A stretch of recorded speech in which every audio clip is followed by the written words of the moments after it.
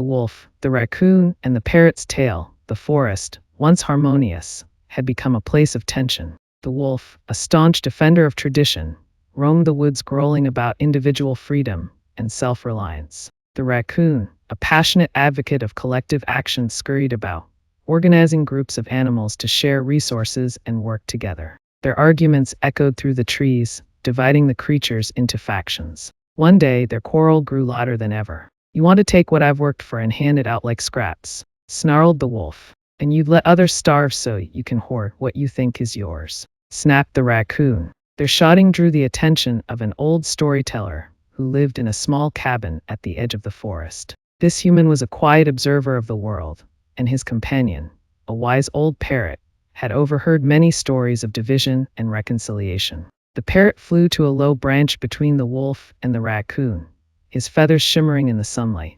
"Enough," he squawked. "Your anger blinds you both. Perhaps you need to hear a story." The wolf and the raccoon paused, their curiosity piqued despite their hostility. The parrot began.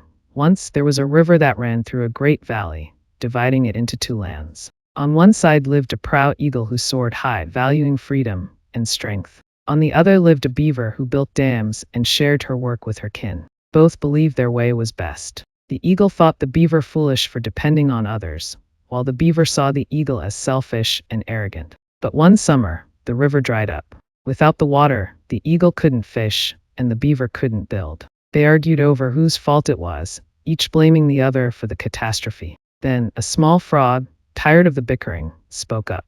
"Why don't you work together? If the eagle fetches water from the distant lake, and the beaver digs channels to guide it back here, you can restore the river." At first, they resisted, but desperation made them try. The eagle used her strength to carry water, and the beaver's skill ensured it flowed to the valley. Together, they brought life back to the land.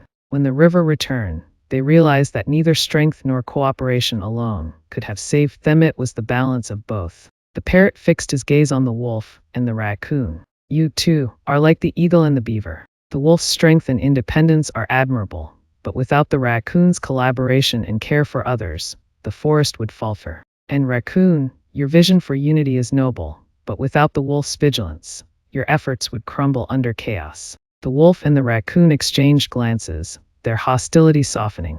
"Perhaps we've both been too quick to judge," the wolf said gruffly. "And too stubborn to see the value in each other," the raccoon admitted. From that day on, the wolf and the raccoon worked to bridge their differences, seeking a balance between strength and community. Moral: true progress comes from finding harmony between opposing views, where each contributes its strengths for the good of all.